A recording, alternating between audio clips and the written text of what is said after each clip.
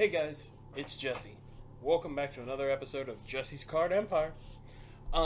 So this is a discussion video today because something's been bothering me with Arena. Because Arena's doing really well right now. Historic is on fire between Jumpstart injecting a bunch of cards and then Amonkhet Remastered. The Historic format's just kind of blown up. And it's really good. It's fun to brew in. It's fun to play. Amonkhet Limited is really good, but there's a way I think Arena could be better. And Wizards, if for some reason this makes it to you, especially you, Gavin Verhey, and you want to use these ideas, go ahead and use them. Again, you don't need to credit me with this idea, but if you wanted to send me like a case of each product release from now until I die, that would be cool, because it's probably going to make you millions upon millions of dollars. And so I have some bullet points written down here on a little notepad. I had a conversation with a friend today, and I've done some thinking, and I genuinely, honestly think that MTG Arena needs to stop selling booster packs. I know. Hear me out. So, why would they stop selling packs? It's what makes them their money when you're trying to get the cards.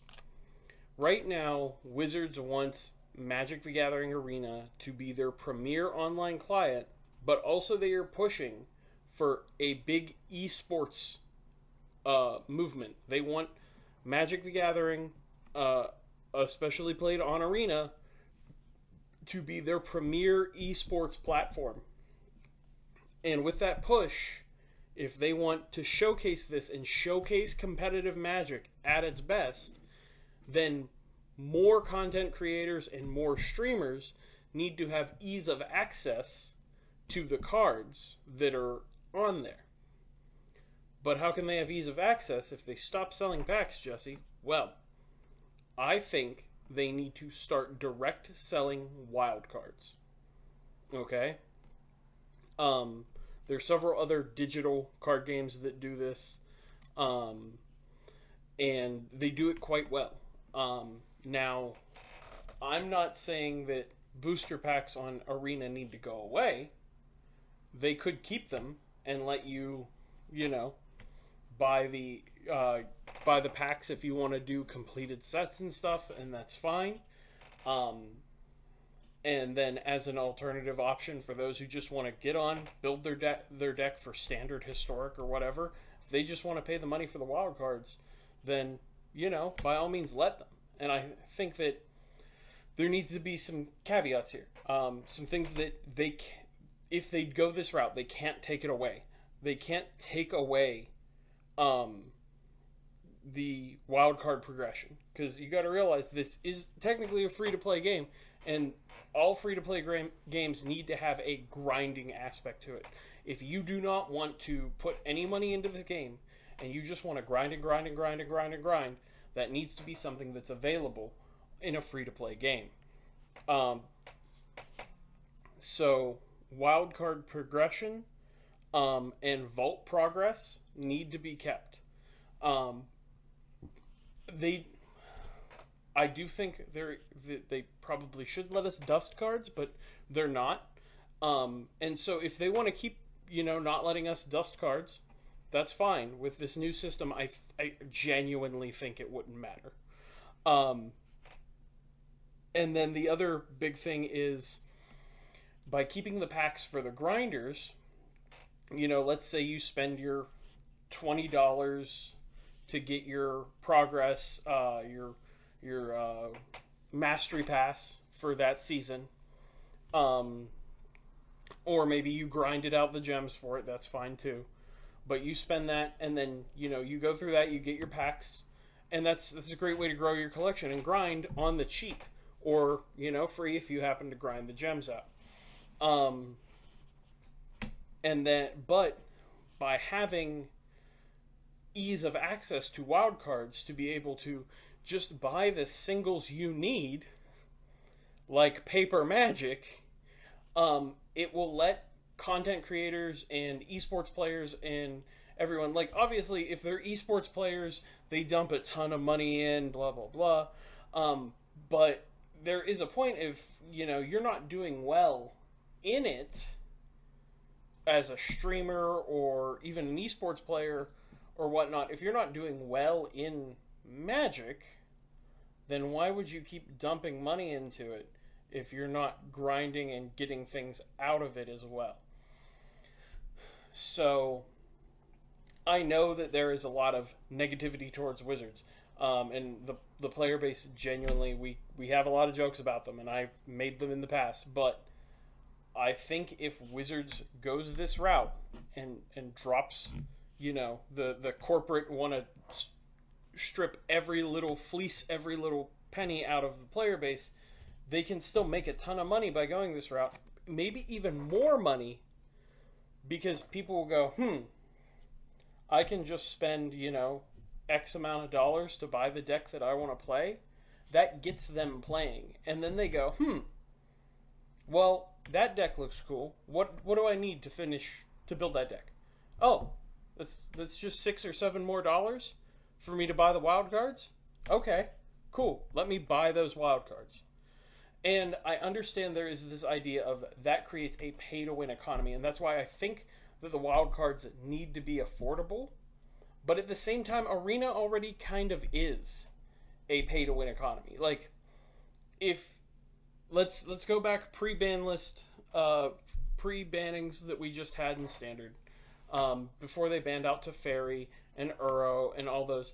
Like, it was, if you spent the money to crack the packs, to get the wild cards, to build Bant, the literal best deck of the format, like, you just, you had your win percentages, and you could just grind that out, and you can get up to Mythic or whatever you want in your ranked, and you crush it.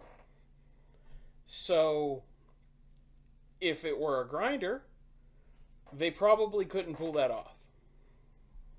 But, so, in a sense, like, yes, it already is pay to win, but I think this just more or less streamlines the process.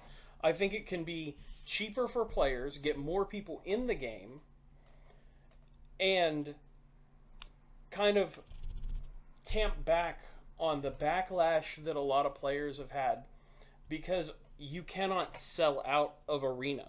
Once you're in Arena, you're in Arena.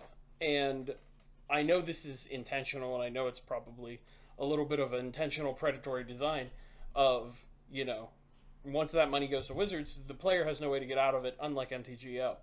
And that's intentional. Like, that's money for that company, and I get that. That the whole point of a company is to make money.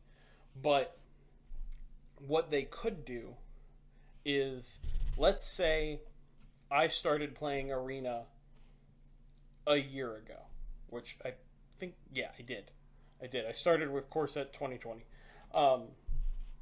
And let's say during this last year of just bad Standard, since War of the Spark has just been dominated by Teferi and Nissa and all this, that I decided to take some time away from Arena. Now, when I come back, I'm disincentivized to come back and play this game and pick it up again because of how much money I would have to spend to play competitively again, because now all my Standard stuff is rotated out. I don't have any of all this new historic stuff, and it looks cool, but to get all these wildcards and stuff, it's too much money. And so I genuinely, I know people who have said, well, I just won't play it. If I'm going to play Magic Online, I'll go play MTGO, and I'll buy the cards from Card Hoarder or whatever other, digital cardboard site there is. So I think this is a definite way to improve the current economy of the game, and to get more people playing, and to incentivize returning players to come back. because everyone at one point or another quits Magic. But as the joke goes, you never truly quit Magic. You always come back to it at some point, right? But at least in paper, you can sell those. If you sell those cards, you can buy new cards. And let's say you sold out of Standard and you come back and you want to get back into Standard, it's not that bad. But, and also, the extended Eternal formats of paper carry over as well. So let's say you quit playing and your stuff rotates out of Standard, whatever, but you keep all your paper cards. You don't sell out. You're just like, I'm done for a while. Well, those cards you can play in Pioneer or Modern or Commander. Like, they have other uses. But on Arena, like, we're starting to get Eternal formats. We have Historic has become really cool. I really like it. It's genuinely a fun format, and it's exciting, and I like the injections of obscure older cards, and like powerful cards from Magic's history. And we also know they're going to bring Pioneer. So, again, I feel like this is, you know, a really good direction to be taking the game, and it gives the game more equity. You go, hey, if I now by, you know, spending this money on the game, I have made an investment in this game, and because there are Eternal formats now where these cards will always be playable, you don't feel as bad about spending the money. So if you just make this super accessible with wild cards that you can purchase directly in the store, and you can make that a gem exclusive buy. Like, you don't even need to make it so that, you know, you can buy a single wild card with, you know, coins. Like, you can just block off that market, and I think you're going to do, like, this game would do a lot better and be a lot healthier, even more so than it already is, because it's doing well. But again, Wizards, everybody likes to paint you as this greedy corporation. Listen to me here. You have an opportunity here to make that money hand over fist by selling wildcards directly, and the player base will be happy about it. There's always going to be a few that grumble and rumble, but I think overall, this would be something that the players would love. Content creators would love this, because, hey, I want to play this new brew for, you know, my channel or on stream tonight. I don't want to have to dump, you know, 10 hours of grinding to try to get the wild cards I need to, you know, do that. So then you have more people who are incentivized to stream your game and use your game as entertainment. But what do I know? I'm just casually a guy who makes cardboard content on the internet. So, like I said, I think Arena could definitely be improved with this removal here and of, you know, selling packs. They could even keep the packs in the store. Like, it doesn't matter. Like, oh no, if pack sales go down, what's it matter? It's not like in paper where if pack sale goes down, they have physical product that they're taking a loss on. It's just code. It's just code in a digital space. So it doesn't really matter there. You can, so, I don't know. That's been my rant. I don't normally do rants, but it's something I've been thinking about for a while now, and I think it would genuinely improve the game. So, you know, get at me in the comments. Let me know, do you think this would improve Arena? Do you think this is a dumb idea? And Wizards, hey, if you're listening, all I want is like a case of product for each release. I'm just saying. That'd be cool with me. I'm addicted, so, you know, whatever helps ease the addiction here. But thank you guys for watching, and links to other social medias in the description. Follow me on Twitter, or check out the Facebook page. I post all the new videos there, as well as you can subscribe, ring the bell notification, all that, and TCG Player Store as well. If you guys want to support me, support the content I'm making here.